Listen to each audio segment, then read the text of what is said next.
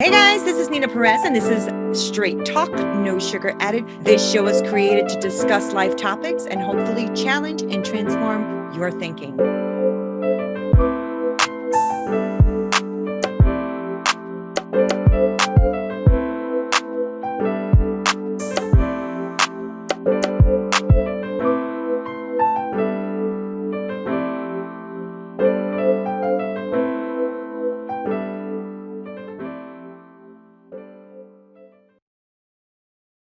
Hey guys, this is Nina Perez, and this is Straight Talk, No Sugar Added. Thank you so much for watching. So today I have a very, very powerful woman with me. I respect her highly, and I'm so glad she is here. Her name is Darlene Lee. So last week we had discussed all of these great tips on how to align yourself with your talents and your desires for business. So we talked a lot about what do you enjoy doing? What comes naturally to you? Maybe something that you've done since you were a child that you've always wanted to do, or something that was in you, but you kind of put it to the side. And now we talked about how we bring that back. Darlene mentioned that we can have about 20 things that we like, but how do we take those things and narrow it down to practical things, or at least a few things that we like, and what weaves through all of those things and kind of aligns all of those things together? So we did talk about that last week, and we also talked about what motivates you. Does money motivate you? Does transactional things like your ego, maybe you like to have a lot of kudos, maybe you like to make sure that you produce something, like, what is it that motivates you to want to do this thing, this business, whatever it is, right? Whether it's from dog walking to owning your own accounting firm, who knows? But the whole point is to align yourself with what makes you happy, what actually is natural to you, and what actually gives you some joy in life, right? So that's what we talked about last week. And so when me and Darlene were talking, she's like, okay, now I want to show people how to get from that point of narrowing everything down, doing everything that's innate and natural to you, to actually putting that to work. How do we get from point A to point B? So we are here today to discuss high level practical business practices for you. I know that a lot of us are either already starting a business or in business, or a lot of us are just thinking about starting a business. And what does that mean? And Darlene, for me, when I started my cooking business, I remember thinking all I have to do is get the ingredients, go out and cook. Right. And then I went and took a business class, and I realized when they were saying to me, okay, what's your business plan? What's your strategic plan? What is your elevator pitch? What's your mission statement? And I'm like, what? I just wanted to go cook. But I think a lot of us think that way, right? We have a fun t-shirt. So now we want to have a t-shirt business, but we don't even know what t-shirts would sell. Like, that's just an example.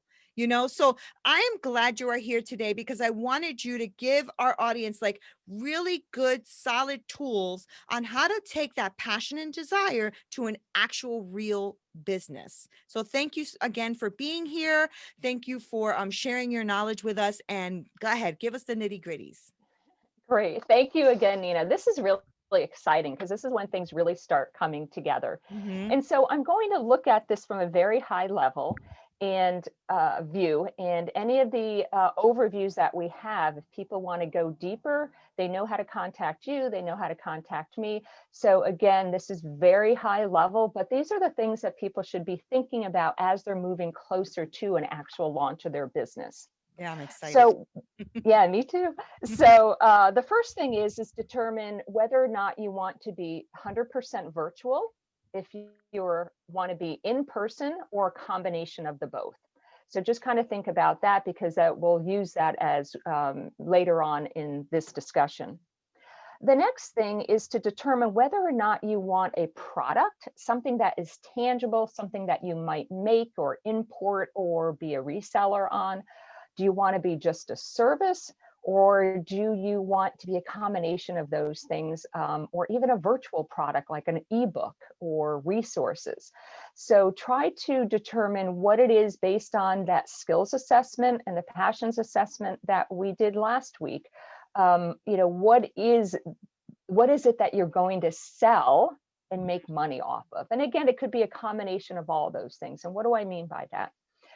You may have somebody that wants to be an importer of foreign car parts. Okay, so that's the product, that's the tangible. The virtual piece of it may be a video of them putting that particular part in the car where they're Yeah. helping people. That could be a download. Or it could be a service. They have a repair shop and somebody doesn't want to do it themselves, but they bring their car in for that person to do the service. So those are just examples. The next is where you really want to think about your tagline, your logo. What is the name of the company? You know, what do you if you're going to do the foreign car part, you don't want something called How to Build a Tree. You know, Right. you want, yeah, you want to come together with, again, similar to the assessments, is come up with 10 or 12 names that you resonate with, things that like make you really happy to have it fall off your tongue. Get your best friends together and do a study with them saying, hey, does this sound really good? Yeah. And then that company name is going to have a logo or a tagline that specifically says what it is that you do. Right. That's good because you kind of want it to be in layman's term, or otherwise, Yes. if you have the barking dog, but your business is cookies, you know what I mean? Like Yeah. nobody's going to know that. They're going to think it's a dog business. That's really good. Yes, that's right. Yeah. Yeah. And then, the internet is great for ideas. You can Hmm. throw things out there and maybe something new percolates up into you. Hmm. And don't think that you have to come up with the idea in an hour. Right. Sleep Good on point. it. That's a Look at good the point. list again and see what happens. And again, the taglines and the name of the company. Get your sphere of influence, your trusted advisors, your best friends to go in with you on understanding what the logo is, what the tagline is, what your company name is. Yeah, I did that with both Straight Talk and Memoirs. I actually put out my logo and tagline out on Facebook and I forgot where else. And I said, okay, guys, vote. It's 1, 2, 3, 4. Which one do you think it is? And most people voted for the ones I chose because I'm like, okay, if most people are voting that way, it probably tracks them the most. So Yes. it's smart to do that. Yeah. Yes. Even myself under the gigpreneur, I know my skills and talents are in these three areas. So that's the overarching. Right. And then I have, the other services that I provide underneath the overarching. So that Right. just as an example. That's good. Um, with the logo, I think it's a good idea to have it because it's like a brand recognition, brand awareness. That'll help you later on. Mhm. And we'll go into specifics on how to do it very economically. The next is to consider what kind of business do you want to be. And in the beginning, you can start as being self-employed, and because the IRS is always going to want a piece of your business, you can do this under Schedule C where it's just yourself. But if you plan to hire people to work with your company, you might want to consider other alternatives like a limited liability or a limited partnership. That Right. gets a little bit more complicated, but I think in the beginning, if you're, on your own right now, doing this as a side business or even a bigger business, start small, and think about doing it just as self-employed. And can I just With cut in for 2 seconds? I Sure, also wanted to let everyone know that this can also apply to people who are already in business. that's You right. can relook at your business and restructure it. You can also look at your business and say, this logo is not working for me, or this tagline isn't working for me. I thought that this, represented me, but it really doesn't. So don't think that you're stuck either if you're someone Yeah, who has a business and just you're not getting the feedback you want, or you're not getting the contacts because people don't understand what your business is. It is very, very wise to re-look at your business, re-look at your mission statement, re-look at your business plan. Very wise to do that, because yeah, that way you can do almost what we're doing now with the beginners. I mean, you can just refresh and restart, right? yeah. I think that's good. And that a good point there too is A refresh is really good for those rankings with your website, right? To always have up and coming content that is new and fresh. Yeah. So I know this sounds really like we're in the weeds on some of these details, but this is all part of the foundation for getting to that mission statement, getting the vision together, and so on. Mhm. So with the entity type, you then want to think about who is going to be your customer. Is it going to be other businesses? Is it going to be a consumer? Is it going to be both? So these are some of the things. Is it B2B, business to consumer, or a combination of both? Again, that's going to help when you do your business plan. The other is then getting that vision. You don't want to get into the paralysis of analyzing everything, but in general, how do you see your business? What is your vision for it? If we use the example of the person would say the car parts, it's like, you know what? I really want to help people that don't understand how to make sure their car runs smoothly. So his are going to be consumer based versus business to Mhm. business kinds of folks out there. And that's that person's vision. Get together with yourself, have a meeting with yourself and say, okay, what is my vision? Talk to yourself, understand a little bit more about what that Yeah. vision is. And then that'll help you get to your mission, which is, okay, why am I doing this? Who am That's I good. helping? Right. Um, and then you want to talk about, which everybody is like, oh no, is your budget. Do you have money saved up to actually launch something? And then that goes in line with, if you're going to have a tangible product, your budget's going to be a lot more than if you're just a service organization. That's So true. again, think broadly. And if it's something that is going to entail more investment, do you have potential investors that would give you seed money? And it's not even seed money, but it's like, do you have family or friends that want to invest in you personally because they know that you got it? Like I invested in someone on the other line here in just a microphone. you Right. know you know you They're just in front of it's us. like I Yeah. and I've done that with so many people where they've launched their business and they just needed not the money, but they may have needed some startup inventory, and I would just invest in them, And whatever just, that I mean, just amount was. encouragement. I mean, just, Encouragement, yeah, right? just you even giving, just using your example, you when you gave me the microphone, which I won't let go because it's my first mic, so I'm not letting it go. And my headphones and stuff, that started my first podcast about a year and a half ago for Street Talk. And that's what launched it because I had the tools. So you're right. Not only is it like a practical thing, but it's also an encouraging thing when you can help someone like that also. Yes, that's right. So within that budget, if you have in these steps determined that you're going to be virtual or have anything to do with the internet, you've got to make sure that you've got a good computer, Yeah. that you've got either a laptop, or if you're going to do everything from a mobile device, just make sure that it's adequate enough to have a business.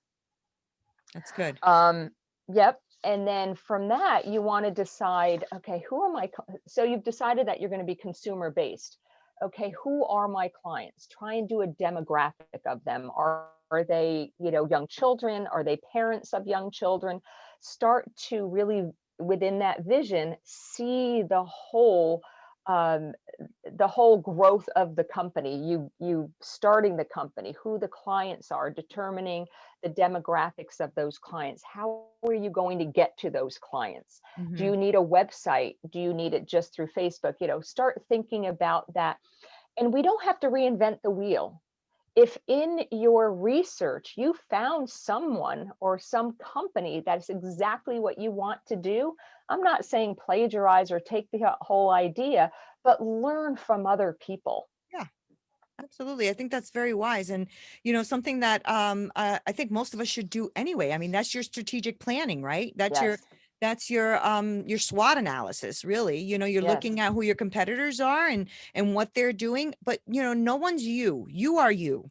yep, So you're always going to do something a little bit differently. And that is great. That's what you want. You don't want to be like everybody else. If somebody's doing something well, why are they doing it well? Yep. and then Yep. learn from that and see what you can do to make yours well also. I think that's super smart, to look at what everybody's doing. And there's also now, Darlene, different things too, like print on demand businesses, Yes. that you can start now for little to nothing. So there is way, I mean, you still have to know who your clients are. You still have to do, what Darlene is saying. You still have to get your, your corporation up. But I mean, it could be another way to go if it's someone who wants to just do mugs, for instance, Yes, right. And Mhm. you could, if you like the product of mugs, you don't have to make the mugs. You Right. can be a reseller of the mugs. If you want to Exactly. be a service or business, you could potentially be a reseller of that service. So there are so many Yeah. different business opportunities. Again, that's where that assessment comes in, so that you're, pretty focused on the direction that you want to go with those skills, talents, and passions. Yep. That's great. Um, so, with that, you're now ready to decide, okay, I've got a great mission statement, I've got my vision. I want to put together a business plan. So, there are many business Mm. plans out there, and I can certainly share some outlines of them. But those are the two most important pieces, is the vision, because you need to explain this to someone else. Yeah. You have to have your mission. Why? What is your why? Your budget, how much money are you going to invest, or do you need other people's money? And then you want to have a target date for a launch. You don't want to say, oh, in a year I'll get this done. You want to have True. some timelines so that you're challenging yourself, but not to the point that you're pulling your hair out. And this is really helpful for you to, again, um, in having all these pieces here, will better help you explain it to someone, either verbally or through your website Mm. or through videos. That's great. That's great. Keep going. Yeah. So we're pretty far along, right? Okay. So with that, the business, you have to know if you're providing any kind of product or service or virtually, just talk to the people that are already within your trusted advisor group. Do you need insurance? Are you going to say something to someone that could backfire and you get sued? So do you need like insurance for that, piece of your business? Are you providing a service like the car? If you put the bolt in wrong and the guy has an accident and they go back to you, do you have liability insurance for that? So again, talk can be free. If you already call Yeah. your trusted advisors, they're going to help you along with that. Yeah. And then, do you need any permitting or licensing? If you are decided that, what, I love people's hair, I want to know I want to cut people's hair. Well, you need a license to do that. Typically, each state will have on their consumer protection um, part of their website all the industries that require licensing. That's So good. just make sure you're doing it all Mhm. right. And then whether or not those licenses require any kind of specific training. So again, if you want to be an importer of, say, liqueurs from France, well, you're definitely going to need a license for that, right? So there are some things that are very obvious, and there are some things that may not be so obvious. So again, just your state's website for business in that state, or your local Chamber of Commerce's, could be very helpful in obtaining that kind of information. Great resources. Great resources. Yes. Yeah. Yep. So, and the other thing that I'd like to advise people is to have a separate bank account. So as you're spending money, as you're bringing in money, you just have it all separate, either through, a checking savings account, a credit card, or a debit card. There are so many online places now, PayPal, Venmo, that you can use for your business, and you're totally separating business from personal use, which Yeah. will really help Great. you identify how much it's costing you to run this business as it moves forward. Great. That is true. And it's super important. I didn't know that in the beginning also, but then you really can't, when you go to do your taxes, you really don't know what's from what. You forget. And so, I mean, Yes, you do forget. Yeah.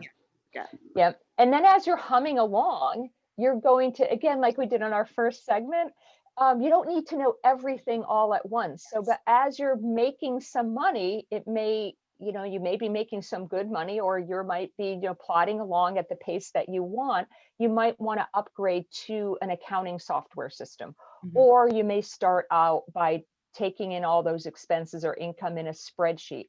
And again, if that's not one of your skill sets, bring in a friend. Sometimes you bring in a 15-year-old and they'll know more than you on some of these Yeah, programs, that's true. or your best friend. Have somebody help you set something like that up. Or, you can do it pen and paper also. But just know that you don't want to be a year down the road and try to remember that second month that after you launched, oh, wow, was this personal or was this a business expense? Yeah, that's good. I think another strong thing that new business owners can do, or when you're creating your business, or maybe even after you're in business, is networking. I think networking is super important to get like-minded people together with you and to, attend events, whether they're virtual now or, physical. But I think networking helped me a lot. And, Yeah, people that are there networking are not a threat. They're yeah, actually there because they're there the same way you're there. They really are yeah, trying to learn as well. And sometimes you'll realize that you may have a service or product that aligns with their yes, service or product. And before you know it, you're both like now promoting each other and helping each other. exactly. I've done that with florists when I was catering, so Yeah, it's important. Don't think, oh no, I got to keep this to myself in a little shell, and nobody can know about it, because then nobody will know about it. That's not the that's right. point, right? That's not the That's point. right. Yeah. And if you think you've got such a great idea that you don't want to share it with anyone, chances are a You won't portion of it share it, may right? already be out there, right? Yeah, either through intellectual property with a copyright or a logo or Yep. something. So that's all part of your research. But I think that's really important what you said is networking is really is a huge component of this in order to be visible and get your business or product out there. Now, I've heard different ideas or different concepts about social media and whether or not social media should be used. Now, I heard a millionaire once said he never ever goes on social media. He can care less about it, right? And then I heard others say you have to get your name out there in order for people to even know that you're there. So, but what do you feel about social media? How do you feel about people integrating that, or if it's important? What do you think about it? Well, I think because of, as we mentioned in our last segment, last year was very challenging. Everything went virtual. Everything. And we're now at the point where every state has different guidelines, where some states you still have to be virtual, where other states are like, you know what, you're responsible for your own self. So, they're allowing people to get together person to person in Mhm. networking and being in public places.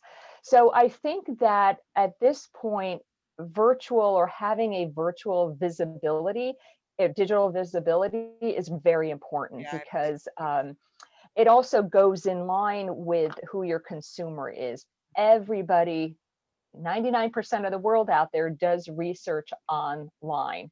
They may not buy your product online, but they're going to at least do some research. So I think it's really important.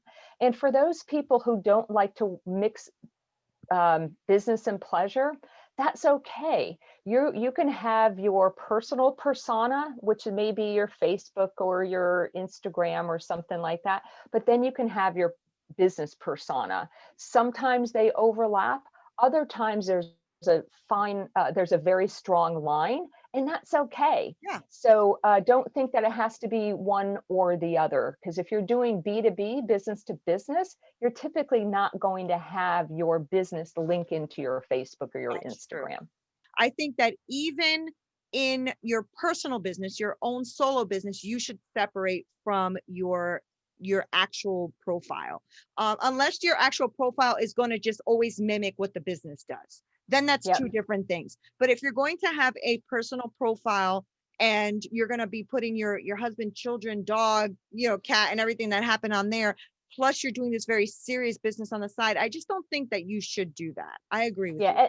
And that's where your best friends and your circle of influence of trusted advisors, which could be your best friends, they're going to give you that kind of feedback. Yeah. right? So if you're going to be an influencer for, say, kitchen gadgets, then that you're an influencer. You're going to bring in your personal life. But if your service business is going to be bookkeeping, I think that your future clients are not going to want to see you snuggling in bed with your dog. Right. That's just not something that's appropriate. Right. Be smart about it. This is Yeah. a business, right? And you want people to view you as a business. Right. And we touched on a lot of things, which you guys, if you missed any of the segments, you can go on to YouTube. I will be airing these on there as well so that you can repeat and watch because there's a lot of information here. And also, I want you to reach out to Darlene. Darlene, you've done a fantastic job these two segments, just really letting us know and align ourselves not just with our desires and wants but also the practical part of it because we miss that sometimes. And to your point too, hire people that know what they are doing so that you can continue to create what you are doing. So Right. let's be smart about what we're doing. Let's align what it is that we want to do naturally, what it is that we are passionate about, and let's go and finally get to what that is. Let's get to the nitty-gritty of that. But then when you do, get practical. So thank you so much, Darlene, for being here and giving us those amazing nuggets. And I know you have a plethora of more things. I So do. I know. I want you guys to please reach out to Darlene. Make sure that you get in contact with her, especially because she can guide you and coach you into what you need to do. She can also help you with creating the website that you need, especially if you're someone who is going to get into business. Give us your contact information so that everyone can reach you because they're going to need you. Great, sure. Darlene, my website is called thegigpreneur.com. So that's THEGIGPRENEUR.com. Gigpreneur. And then my email address is darlene@thegigpreneur.com. And it's Yes. spelled DARLENE. All right. So you guys heard it here. Get your businesses going. Please leave some feedback with me. You'll email me at hello@straighttalknosugaradded.com and let me know what you thought about this segment and let me know if you have any thoughts or ideas of what you'd like to see on this program. This program is here to challenge and transform your thinking. That is why I made this because I want us to grow and not stay stagnant. That is my passion. That is what I love to do. And I love to bring out of people something that is in them that they didn't even know what was in there. And that aligns a lot to what you're saying, Darlene, because that's what you like to do as well. Like you really like to dig in and see what it is that people are passionate about. So I appreciate you, Darlene. Thank you so much for being here. Thank you. Thank you guys so much for watching. Until next time.